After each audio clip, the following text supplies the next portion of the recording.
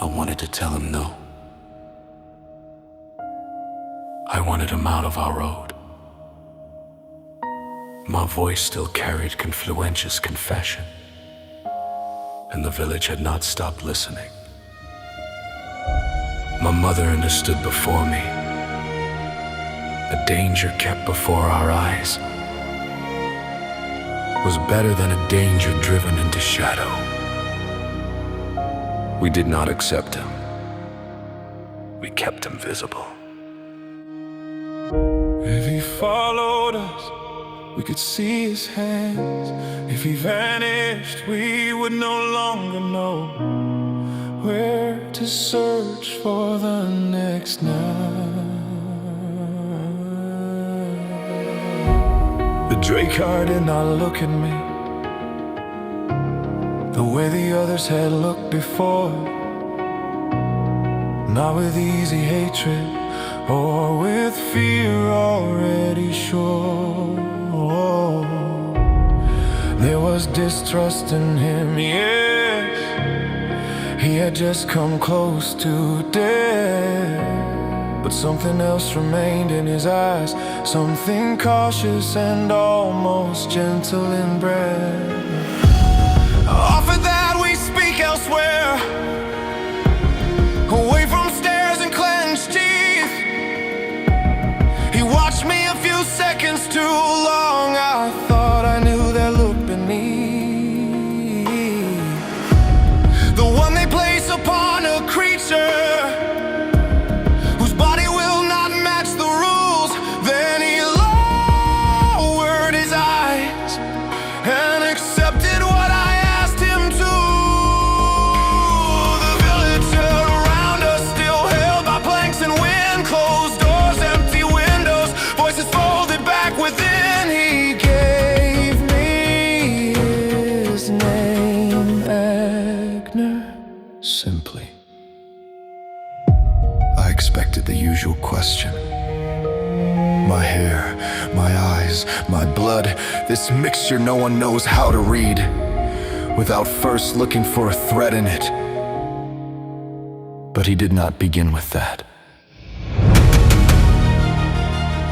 What you said before them, was it true? I answered yes, without saying I had not meant to, without asking that it changed anything they knew. Confluentius had come out of me, the streets had emptied by my faults. Even if my hands still trembled where I had held them back too late, Agner stayed silent for a long time. Then he crossed his arms as if he searched for the right phrase and would not make it wrong. All those innocent people, you do not seem as if you did it willingly. That must be difficult to carry.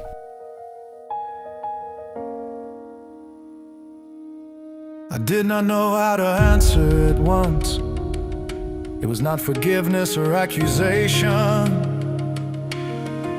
It was worse, perhaps. Someone who owed me nothing had seen the weight before the fault. I looked around myself. The stranger still stood there, too calm and precise in the way he waited. My mother spoke to him, and for once his eyes were not on me. Agner stood without insisting. He changed the subject. He spoke of what he sensed in me, like something ancient that did not stand straight in what he knew. I told him I did not know my origin, not really. Only what my mother had told me of the day she found me. A black egg, red marks upon the shell, and two white wings embedded in the matter. as if another law had touched the first one well. Agner furrowed his brow, no disgust and no retreat, only the sincere effort to understand what stood before him. Drakers carry the egg until birth, but an egg abandoned outside the body, that is not an ordinary birth among us. And we do not have wings, that is Selem.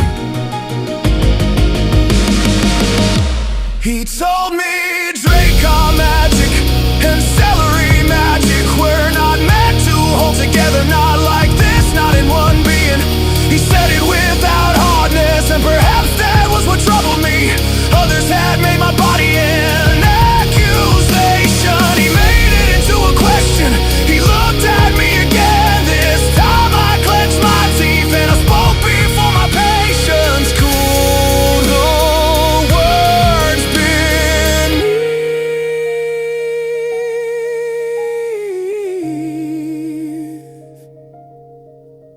Why are you looking at me like that? Sorry, I did not mean to.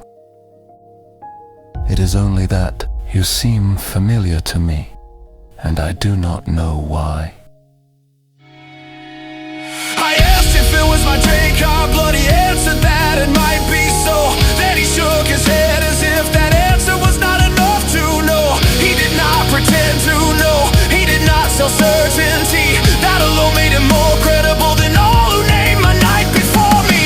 He spoke to me of Draco, not as refuge nor a place that would know all, but as the only land where the question could be asked at all. There, the stories did not come from other people. Shame might bear another name.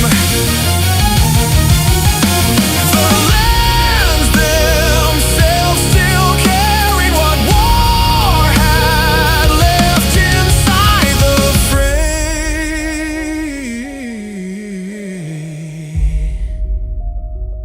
My mother still spoke low to the stranger. She fixed a limit there.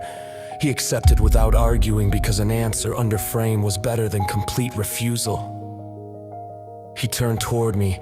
His first question did not touch my blood, nor my flames, nor what I had done to Confluentia.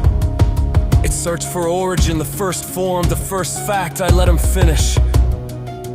Then I asked the only question that had to come before his own. Who exactly am I speaking to?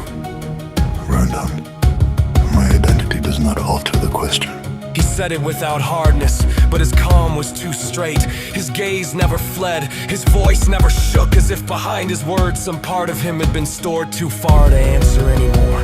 Did not know if that reassured me or made me want to step back, but I answered what seemed exact.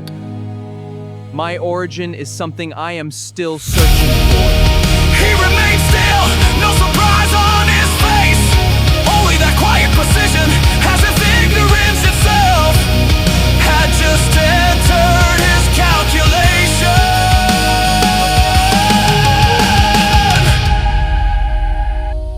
That is an insufficient answer, but a useful one. Then the road changed in wide. It was the first direction that did not ask me to disappear. The southeast waited without promise, but without having chosen my crime. Agnew walked ahead of us with no hatred at his back, and something in that simplicity made fear less alone. I was not walking toward pardon or proof. I was walking toward the first land, where the black part inside me might not be named by my enemies. I did not wait for open arms. I did not wait for the dead to fade. I only wanted to hear a truth that had not been made against them. If my blood carried a road, then it had to lead past fear. If my name still had to wound, then I had to know.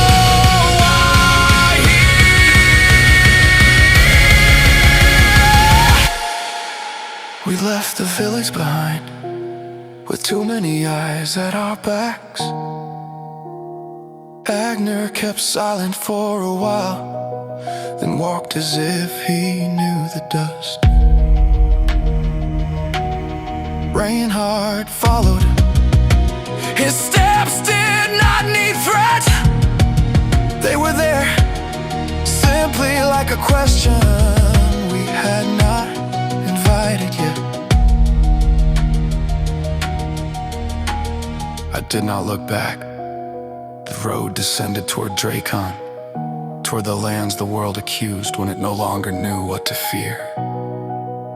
Confluentia had learned my name through absence. Dracon would learn it differently.